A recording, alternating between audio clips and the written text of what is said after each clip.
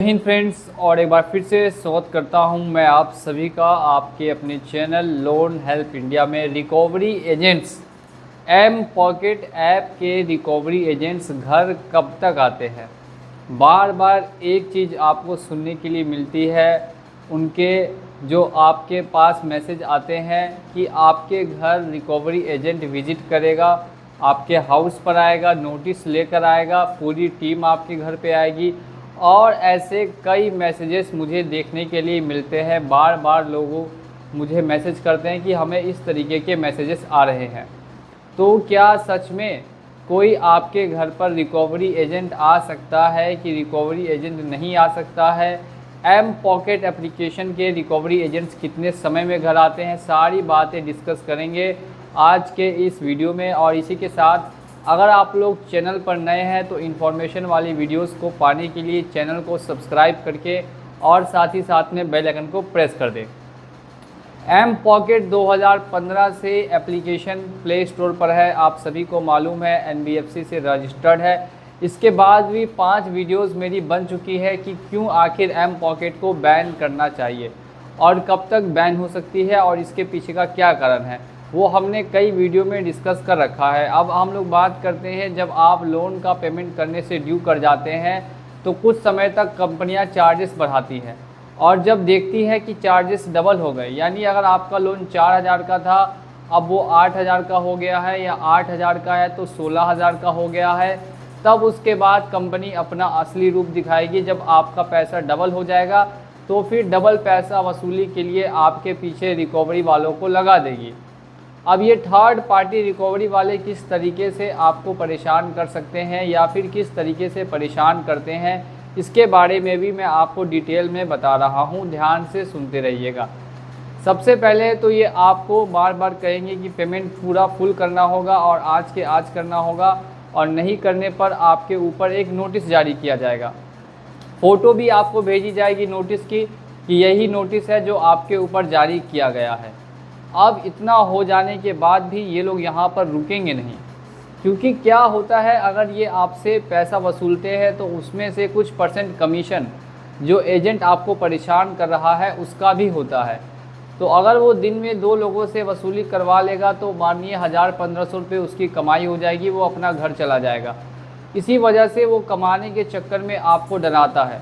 तो ऐसे में ऐसे एजेंट्स को आपको क्या करना चाहिए? तो इनका एक सिंपल रास्ता है कि जो भी ऐसा एजेंट है आपको परेशान कर रहा है व्हाट्सएप पे या फिर आपको कॉल करके, आप डायरेक्टली उसके नंबर को ब्लॉक करके रखेंगे। डायरेक्टली नंबर ब्लॉक करने से अब वो आपको परेशान नहीं कर पाएगा और ना ही आपको किसी भी तरीके से मैसेज कर पाएगा। ये हो गया दोस्तों पहला तरीका। अब आते हैं दूसरे तरीके पे। दूसरा तरीका इनका क्या होता है, जो आपने रेफरेंस नंबर अपने पेरेंट्स का अगर डाल रखा है या किसी घर वालों का डाल रखा है, तो क्या करते हैं कि उनको आपको बार बार कॉल करते हैं और कॉल करके बोलते हैं कि ये देखिए इसने पैसा लिया था, ये पैसा पेमेंट नहीं कर रहा। यानी कि आपके रेफरेंस पे कॉल करते हैं और करके उनको परेशान करते हैं।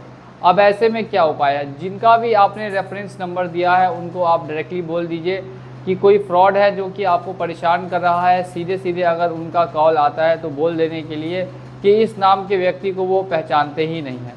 यानी अपने रेफरेंस वाले को आपको ऐसा बोल देना है कि वो कोई फ्रॉड है और आपको वो लोग पहचानते ही नहीं है, डायरेक्टली ऐसा बोल दें। और जैसे ही ऐसा बोलेंगे फिर सामने वाला व्यक्ति चाह कर भी कॉल नहीं कर पाएगा। और इस तरीके से जो रेफरेंस नंबर पे कॉल करके परेशान करते थे और डराते थे, वो उनका परेशान करना और डराना दोनों ही पूरी तरीके से ख़त्म हो जाएगा।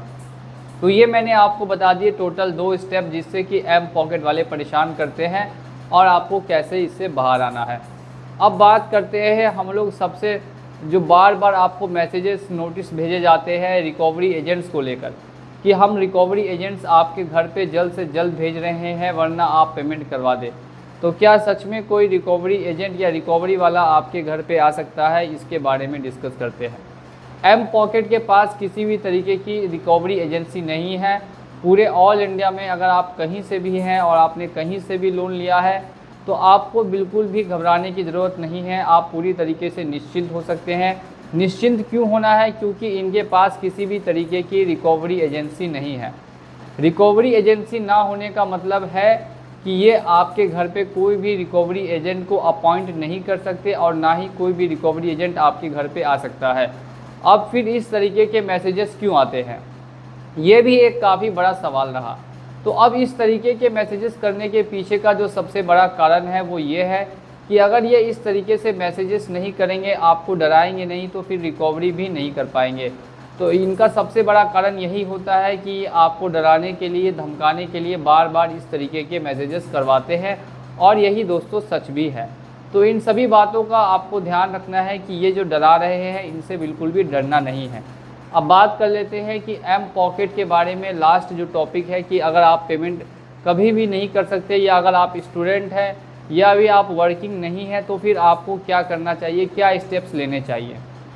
आप ध्यान से मेरी बातों को सुनिएगा और गौर कीजिएगा। अगर आप स्टूडेंट हैं या फिर आप नॉन वर्किंग है, पेमेंट नहीं कर सकते, तो एप्लीकेशन ज़्यादा से ज़्यादा आपका जो सिबिल है, यानी कि क्रेडिट स्कोर जिसके बेसिस पे आपको लोन दिया गया है, उसको कम करने का काम कर सकती है। इसके अलावा अगर आप सोचेंगे कि कोई अदर एक्शन आपके ऊपर लिया जाएगा, तो ऐसा कोई अदर एक्शन दोस्तों आपके ऊपर लिया नहीं जाएगा। तो इन सभी चीज़ों से आपको बेफिक्र हो जाना है, निश्चिंत हो जाना है, और कोई भी एजेंट वगैरह घर नहीं आएगा, इसके लिए आप घबराइए नहीं। काफ़ी लोग मुझे बार बार पूछते हैं, मैंने इस वीडियो में क्लियर करके आपको बता दिया। और कोई जानकारी चाहिए हो तो आप मुझे व्हाट्सएप पे भी कांटेक्ट कर सकते हैं, ऊपर में नंबर दिया गया है। इसी के साथ चलिए चलता हूँ आज के इस वीडियो में, मिलूँगा अगले वीडियो में बहुत ही जल्द।